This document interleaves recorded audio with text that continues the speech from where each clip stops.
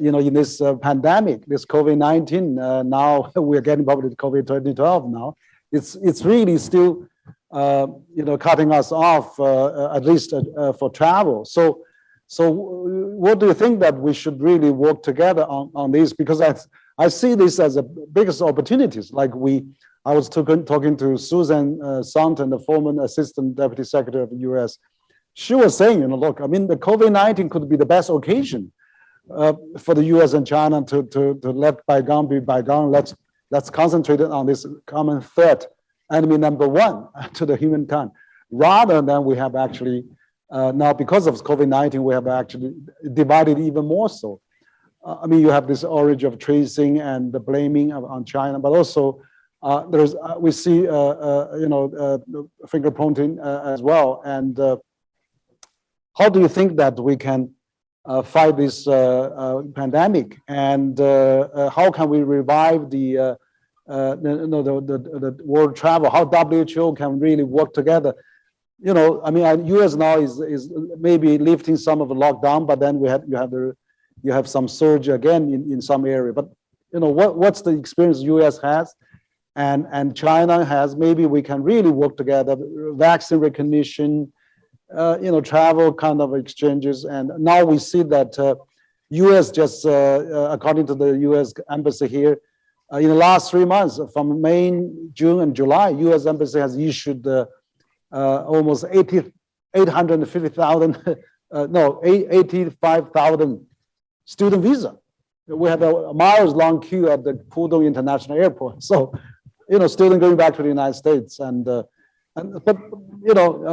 yet U.S. students can't come to China. So how can we really, get this U.S.-China working together on this pandemic fighting, rather than we, point a finger and shout at each other?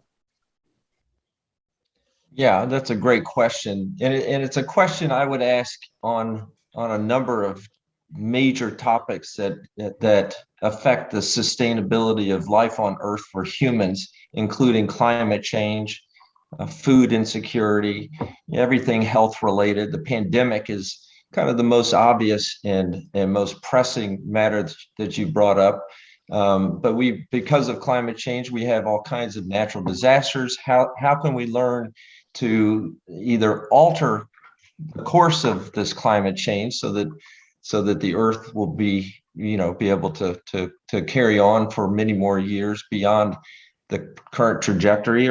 So these are big issues, and clearly the two largest economies in the world, as David pointed out in his opening comment, have to work together. In fact, it's hard to imagine not solving these issues without the collaboration of China and in the United States. There's a clear mandate and necessity for all of us to share our common humanity in addressing these kinds of issues.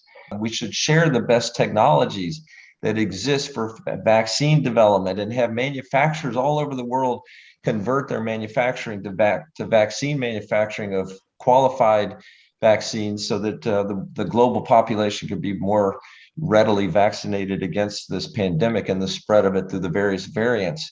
The drugs that can be administered, all of these kinds of things there needs to be more of a environment of collaboration, which sadly doesn't exist today.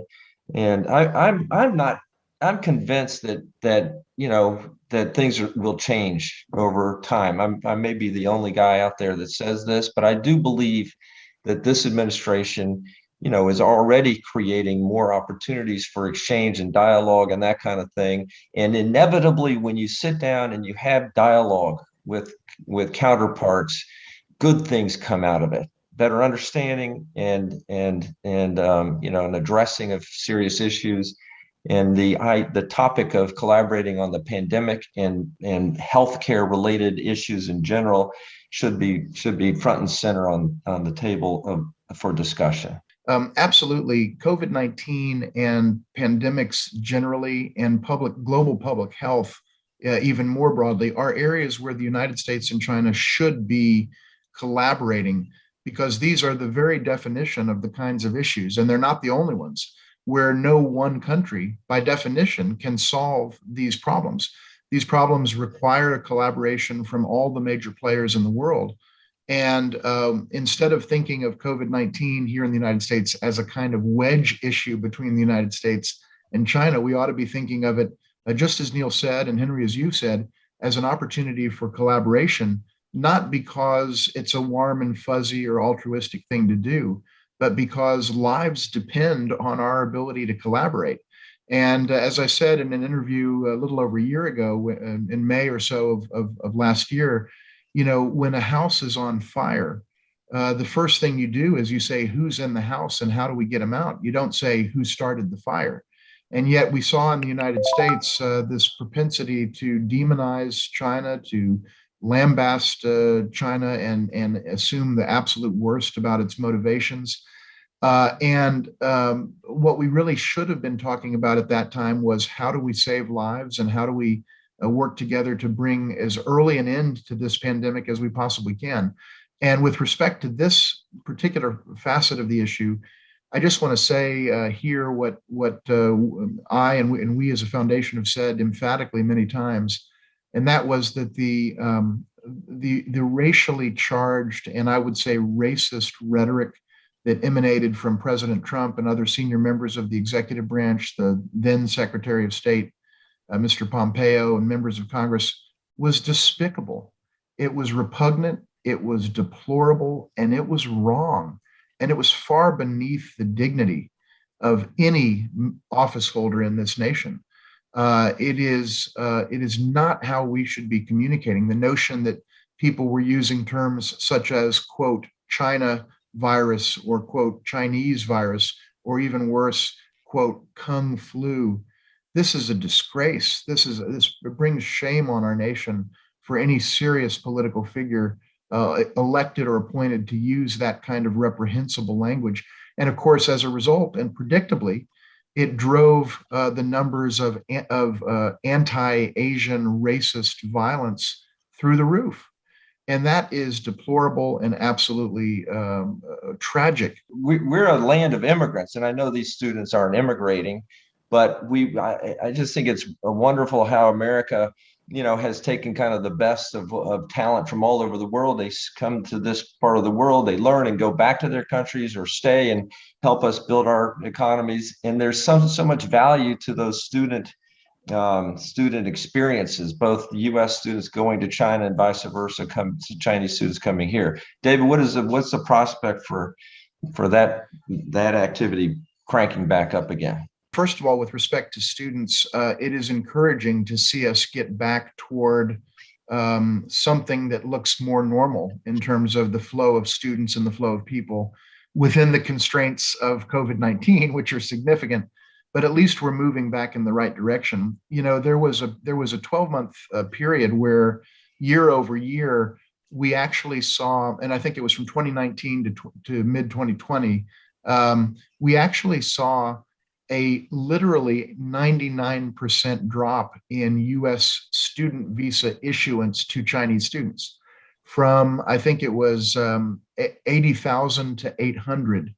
Approximately, that was the scale. At one point, we issued 80,000 visas, and then over the next 12 months, we issued 800. Some of that obviously was COVID, but a lot of it was also just a fundamentally different view under the Trump administration about the value, or what they would have regarded as the lack of value, in having students from China come to this country. What Neil, what you understand, and what I understand, and I think what Henry understands, is that actually there's huge value in having students from all over the world come to this country and contribute to our research and development, contribute to scholarship at universities, contribute to the development of new ideas and innovation, new companies.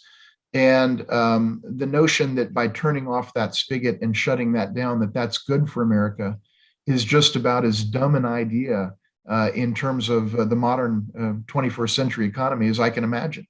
And so to see it move back toward a more normal level, at least in terms of Chinese students coming to the United States, and I certainly hope we'll see an analogous upward tick in US students getting back to China once the overall health situation allows for that.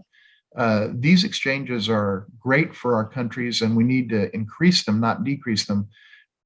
Just as a side note relative to Henry's question, in terms of what's the low-hanging fruit, in addition to getting student numbers back up, I think we need to get the Fulbright program back up and running again. We need to get other cultural and educational exchanges back up and running. We need to get the 2 consulates back up and running again. Yes, thank you, David and Neil. I think absolutely. I mean, I agree with you. I think that both U.S. and China, being the 2 largest economy, has a really very strong responsibility and to work together. I mean, you're right. I mean, the issues, the chaotic situation in Afghanistan. Where is next? How can we really work together on that? Should we really, China, U.S. and the country in the region should really work out a post-war plan, maybe for the peace and stability there. And of course, there's the issue of Korea, North Korea, Korea Peninsula, and there's issues of Iran, and China was one of the talking parties there. And so there are many international issues. But what's more important, I think that this world economy is also need us to really work together to put it up also for the developing countries, for Africa, for Latin America, for so many countries that we really need to work together. So absolutely, we need to put aside our differences and maximize our common positions. So David, I noticed that you actually, in January this year, when you talked at the Hong Kong forum that organized by U.S.-China Business Exchange Foundation there, that you talk about the way forward. You mentioned about 6 points there, which I think is really interesting.